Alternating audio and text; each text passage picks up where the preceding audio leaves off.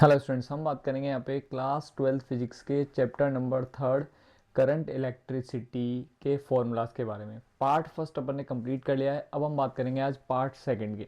ठीक है, तो पार्ट सेकंड में अपन बात करेंगे फॉर्मूले की। आर प्रोपोर्शनल जो है वो एल होता है।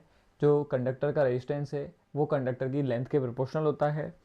जो कंडक्टर का रेजिस्टेंस है वो उसके क्रॉस सेक्शनल एरिया के इन्वर्सली प्रोपोर्शनल होता है। तो इन दोनों इक्वेशंस को हमने मिक्स करके लिखा, तो मिक्स करके इसे लिखा आर प्रोपोर्शनल एल बाई ए हो गया। एल भी है और 1/a भी है, तो आर प्रोपोर्शनल एल बाई ए हमने लिख दिया। अब इसमें ये जो प्रोपोर्शनलिटी साइन है इसको हटाएंगे। इसको हटाएंगे तो एक हमारे पास कांस्टेंट आएगा जिसको हम बोलेंगे रो। तो रो क्या है यहाँ पे?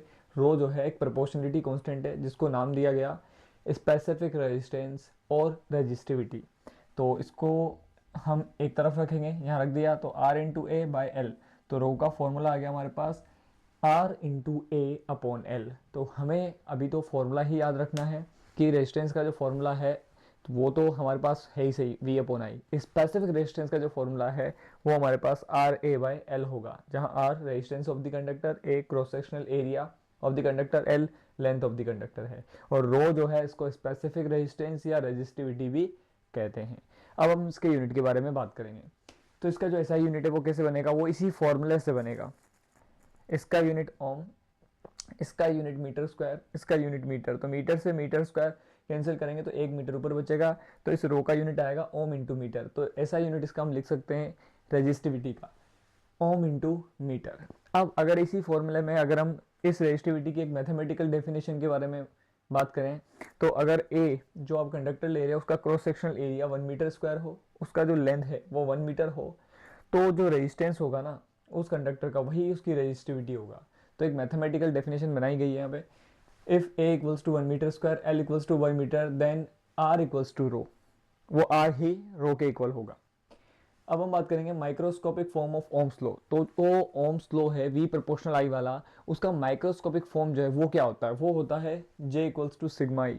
जे आप सब जानते हो करंट डेंसिटी होता है, सिग्मा यहाँ पे कंडक्टिविटी है, ठीक है, कंडक्टर की कंडक्टिविटी है, ई अप्लाइड इलेक्ट्रिक फील्ड होता है। तो जे इक्वल्स टू सिग्मा ई जो है वो microscopic form of Ohm's law होता है। हमको ये बात ध्यान रखनी है। सिग्मा होता है 1/रो, ठीक है, रो यहाँ पर वही रेजिस्टिविटी है, सिग्मा यहाँ पर कंडक्टिविटी है। तो कंडक्टिविटी जो है वो रेजिस्टिविटी का रेसिप्रोकल होती है। और सी इक्वल्स टू 1/आर। तो रेजिस्टेंस का जो रेसिप्रोकल है वो कंडक्टेंस कहलाता है, जबकि रेजिस्टिविटी का रेसिप्रोकल वो कंडक्टिविटी कहलाता है। तो ये हमें बातें ध्यान में रखनी है। इतना आप लिख लीजिए या इसका स्क्रीनशॉट ले लीजिए, फिर हम आगे बढ़ते हैं। देखिए, यूनिट ऑफ कंडक्टेंस जो है वो होगा ओम इनवर्स। ठीक है, अभी हमने यहाँ पे आर का फॉर्मूला देखा, सी का फॉर्मूला देखा था कंडक्टेंस का, सी बोलो या जी से भी इंडिकेट करते हैं, तो वो 1/r था। तो उसका यूनिट क्या बनेगा? 1/r की वजह से ओम इनवर्स, क्योंकि आर का ओम होता है तो 1/r है, तो ओम इनवर्स या महो भी बोल सकते हैं हम इसका यूनिट। ठीक है, महो। अब हम बात करेंगे effect of temperature on resistance और resistivity. Effect of temperature on resistance और रेजिस्टिविटी। तो रेजिस्टेंस या रेजिस्टिविटी पर टेम्परेचर का क्या इफेक्ट पड़ेगा उस पर हम बात करेंगे। सबसे पहले मेटल्स पर बात करेंगे। ठीक है, तो फॉर मेटल्स, अब मेटल्स के लिए एक आर का फॉर्मूला होता है, R equals to m L upon n A e square tau.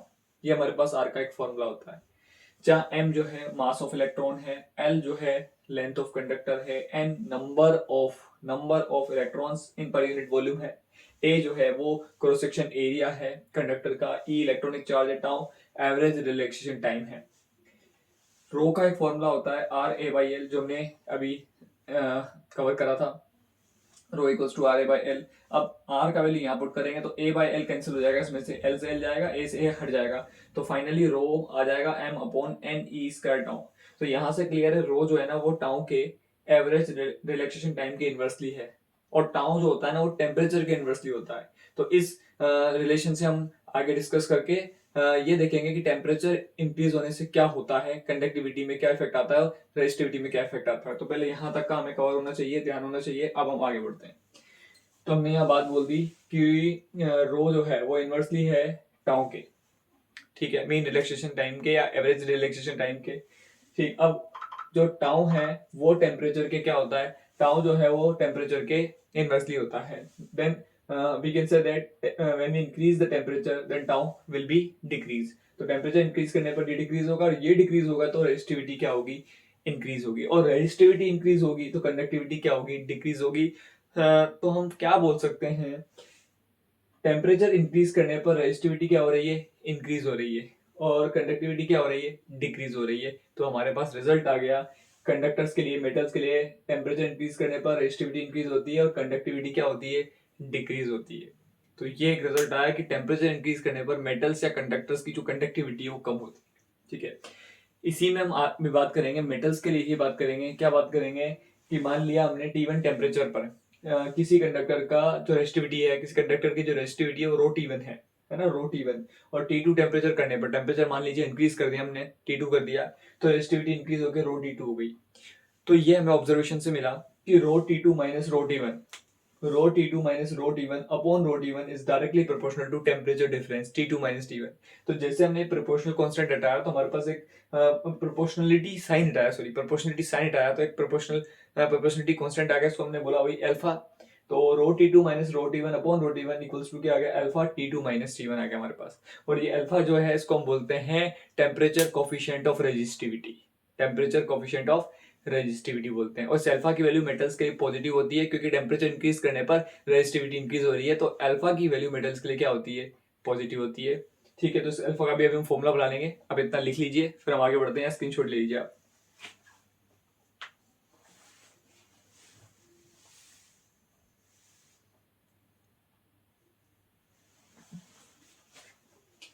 देखिए ये हमने बात कर ली थी, rho T2 minus rho T1 upon rho T1 equals to alpha T2 minus T1।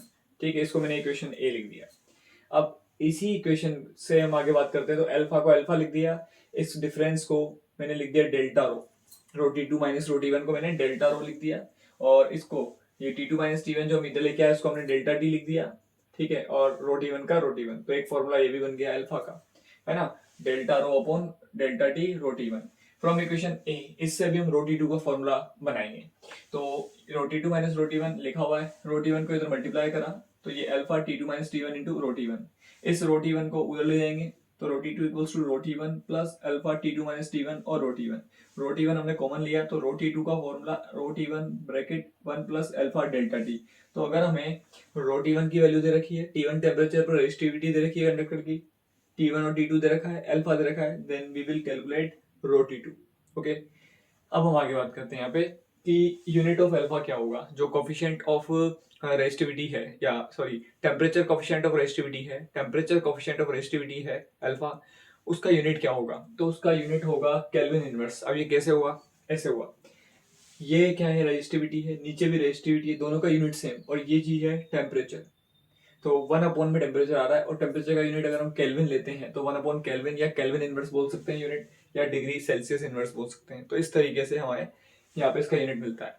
अब अगर हम डेल्टा टी को 1 डिग्री सेल्सियस लें और रो T1 को 1 ओम इंटू मीटर लें, देन तो यहाँ हमने ये बोला कि अगर डेल्टा टी को 1 डिग्री सेल्सियस लें, टेम्परेचर डिफरेंस 1 डिग्री सेल्सियस हो, रो T1 की वैल्यू वो 1 ओम इंटू मीटर हो, तो अल्फा किसका इक्वल होगा, डेल्टा रो के। एक मैथमेटिकल डेफिनेशन बन गई। ठीक है, अल्फा हो गया डेल्टा रो के इक्वल।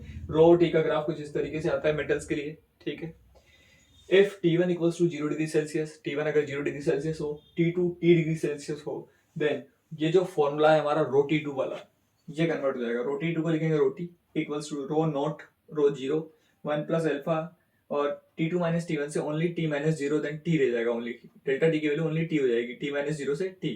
ठीक है, क्योंकि T2 हो गया T और T1 हो गया 0, तो ये फॉर्मूला हो जाएगा rho T equals to rho naught bracket 1 plus alpha T. तो RT2, अब इसी को हम रेजिस्टेंस के लिए लिख सकते हैं, दोनों फॉर्मूलाज को, RT2 equals to RT1 bracket 1 plus alpha delta T, और RT जब 0 डिग्री सेल्सियस हो, T1 0 डिग्री सेल्सियस हो, तो RT equals to R naught bracket 1 plus alpha T.